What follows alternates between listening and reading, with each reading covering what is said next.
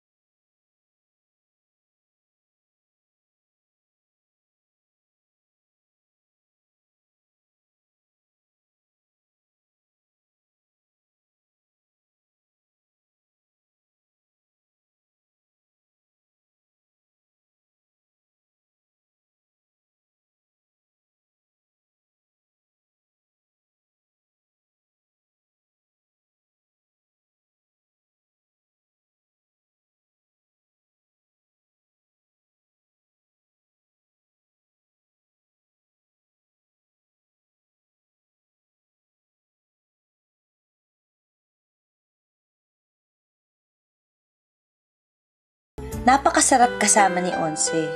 Lahat ng gusto ko ay gusto rin niya.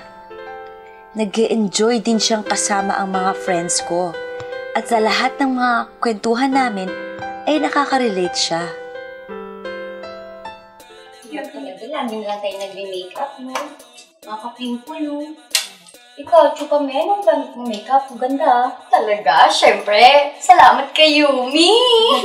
Gluta. Gluta lang yung gamit mo? Magluta ka na rin kasi powder lang yung ginagamit ko eh. Mas maganda pa yung Avon. Kasi yung kapitbahay natin na pagtapos niya yung panganay niya dahil sa Avon. Pag buhok. Ang ganda ng buhok mo, no? Nagkagandahan ba talaga sa buhok mo? O sige lang nga. Parang mas maganda yung buhok mo eh. Ano ba yung naka-spray net ka ba niya? In fairness, kulot mo hindi pa naaalis. Oo nga eh. Kailangan ba naka-spray lang? Oo, okay lang. Hindi, syempre kung kukulutin, dapat yung plancha yung nabibili ngayon.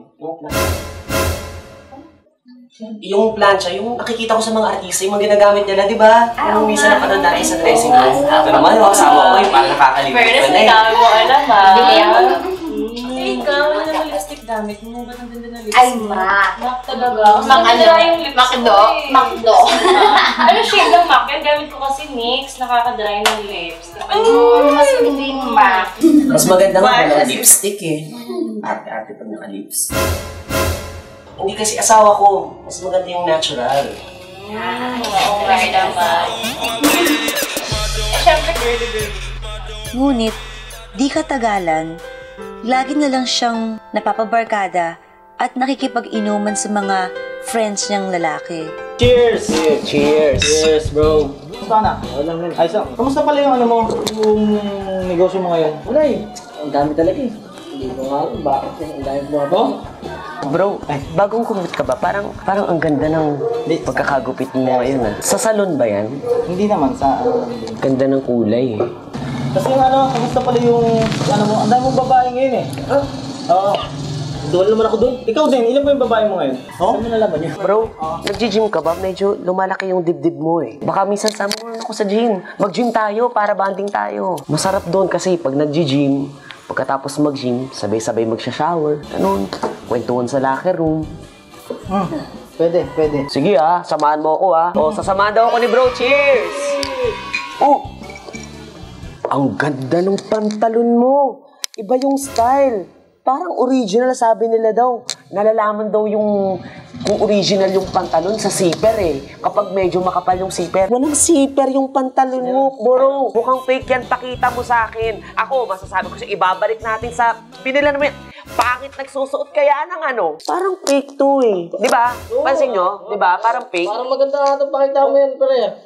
Wala namang problema. Lasing ka na ba? Parang medyo wala ka na sa... Bro! Lasing na si bro!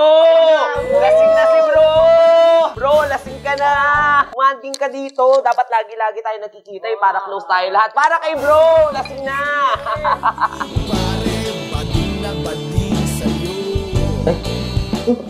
May dumi kasi eh. Bro, pasensya na. May dumi. Alak. Ano yung... May alak ba tong juice na binibigay nyo sa... Parang medyo nahihido ako. Parang nasusuka pa ako eh. Ang sakit ng bato ko. Paano? Bro. Sabi ko na nga ba eh. Siguro nilagyan nyo ng alak ng juice eh.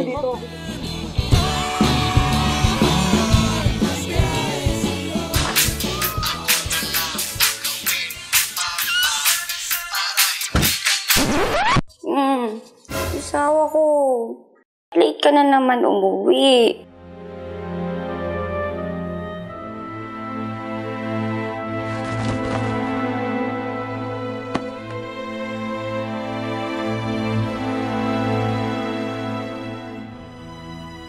Saan ka ba talaga nanggaling? Diyan lang ka na pare.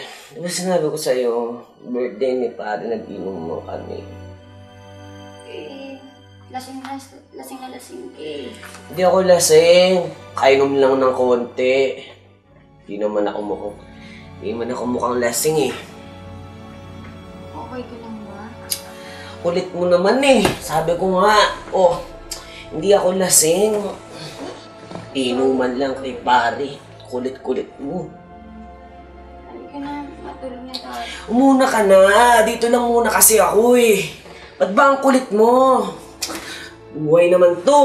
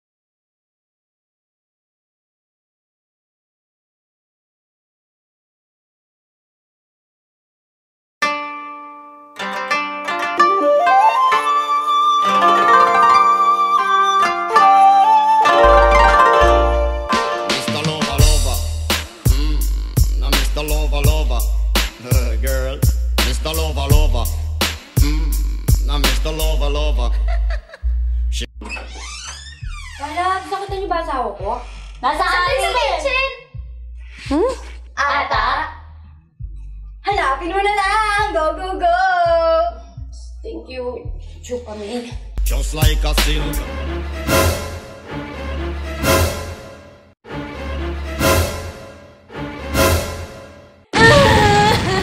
Buti na lang, andyan ang matalik kong kaibigan. 3, 2, 1, action!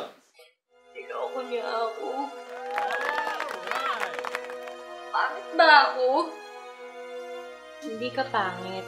Walang problema sa'yo. Ba't ka kasi nagtsatsaga dyan sa boyfriend mo yan? Ang dami-dami naman dyan iba. Mahal ko siya eh. She doesn't deserve your tears. Tignan mo nga yung sarili mo, nalulosyang ka na.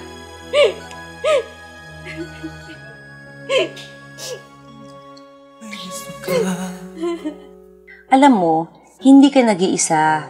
Sa panahon na ngayon, usong-uso na yan. Sa simula, masaya kayo. Pero hindi kalaunan, lumalabas din ng katotohanan. Tingnan mo sa showbiz. Andyan si Pascual at Casey Concepcion.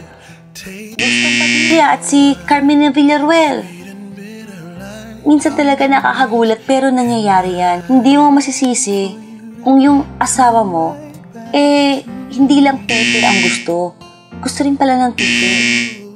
Nasa sayo na yan kung tatanggapin mo yung asawa mo o hihiwalayan mo siya. Pero, bago ka manghusga, kailangang alamin mo muna ang katotohanan. At dyan natatapos ang isa na namang episode ng Maalaala Mo Ka, Ya. See you! Girl, buti naman nagkaroon ka ng time para sa akin.